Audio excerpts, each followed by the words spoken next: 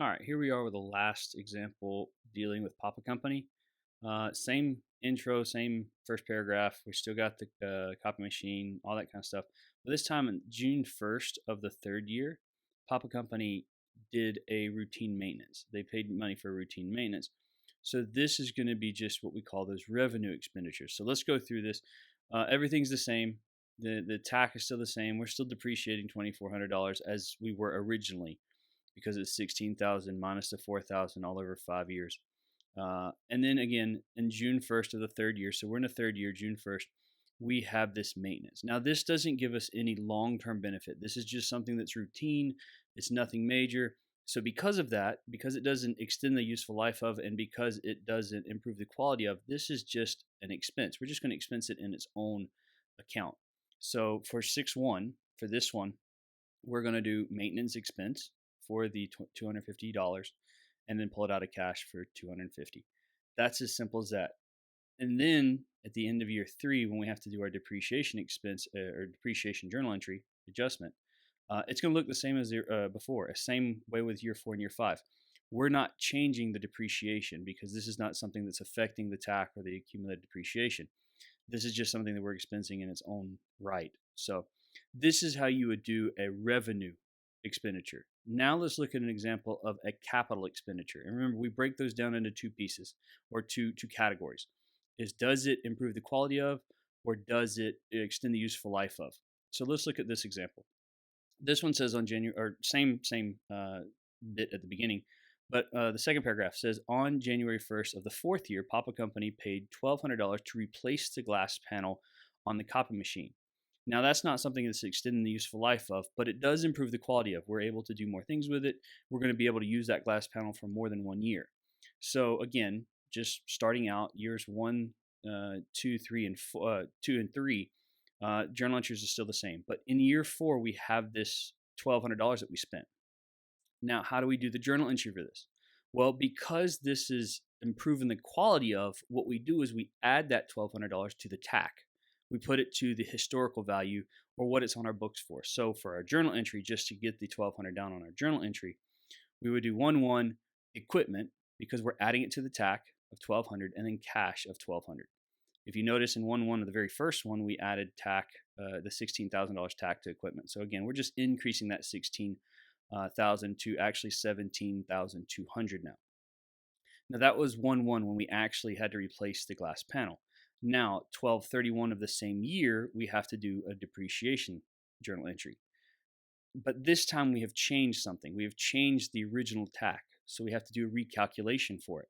So how do we do the recalculation for this? Well, it is the old TAC plus the capital expenditure that we put in, minus the accumulated depreciation that we've done up to this point, minus the salvage value, all over the remaining useful life. Remember, we're only going to affect what we haven't depreciated yet.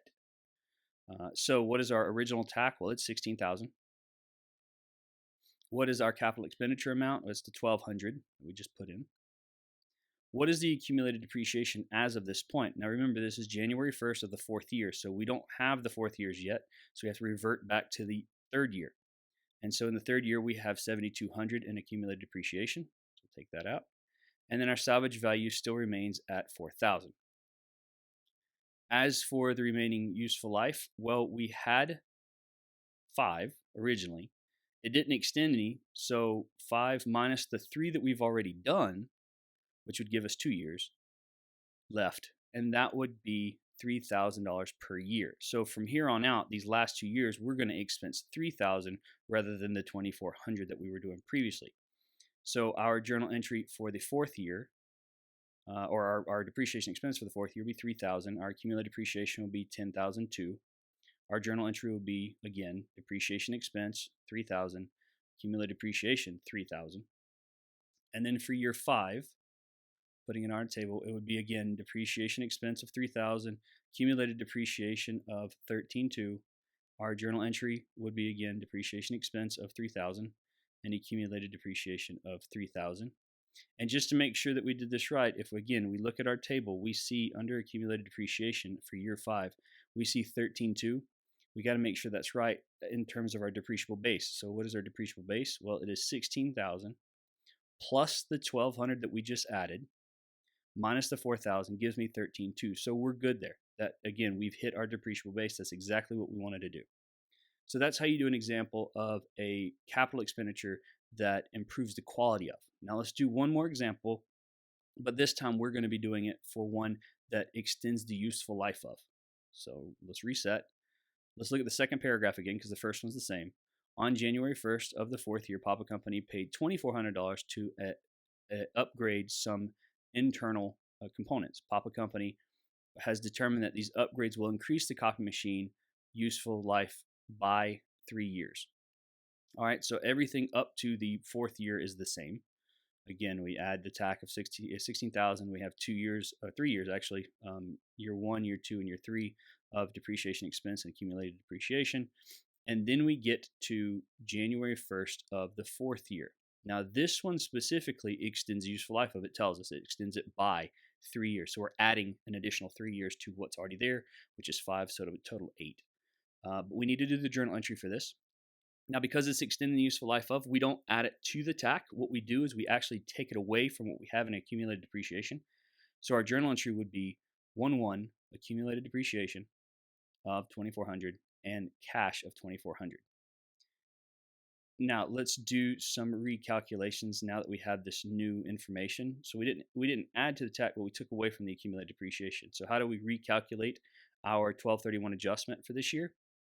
Well, again, we're going to start with TAC minus accumulated depreciation minus the capital expenditure. Those two are together in parentheses because remember, we're taking away from accumulated depreciation, minus the salvage value. Again, all over the remaining useful life. Again, we're only affecting what we haven't depreciated yet. So if we start putting in numbers, total asset cost would be 16,000. Accumulated depreciation as of this point is 7,200. Capital expenditure is going to be, it should say 2,400. I don't know why it says 1,200, that's odd. Minus 4,000. And then I'm going to divide it by 8 years total, because remember it was 5, but we added 3 more, minus the 3 that I've already done. So that means I'm going to divide it by a total of 5, which is going to give me 1,440. Now, by doing this, I need to change up my table a little bit because I don't have just 5 years anymore. I have 8 years now, but we've already done 3. So I need to add 3 more to the bottom. And also, I need to fix the accumulated depreciation next to year 3 because I don't have 7,200 anymore. I have 48 because remember, I took away 2,400. So now I'm restarting I'm not restarting, but I'm amending year 3's accumulated depreciation because I took away 24 of what was the 72. So now I have 4,800 in accumulated depreciation. All right, so let's keep going forward. Year 4, now that I know it's going to be 1,440, add that to depreciation expense, put that on, I should say, the depreciation expense column, add that to what's already existing in accumulated depreciation. That's going to give me 6,240. Do my journal entry for year 4. So again, it's going to be depreciation expense for 1,440. And then accumulated depreciation for 1,440. And if I do this for years 5 through 8, they're going to look the same.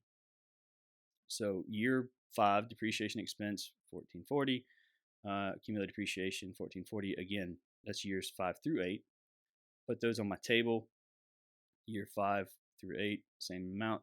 Add those to my accumulated depreciation balances, and I will get 7680, 9120, 10,560, and then finally 12,000. And the last thing I want to do is I want to make sure that that matches my depreciable base. So what is my TAC? It's still 16,000 because I didn't increase it. What is my salvage value? Still 4,000, so it is still at 12,000 as a depreciable base. We're good to go. So that gives you 3 examples of a revenue expenditure and 2 capital expenditures. Hopefully this made sense to you. If not, leave us a comment in the bottom. Y'all have a good one.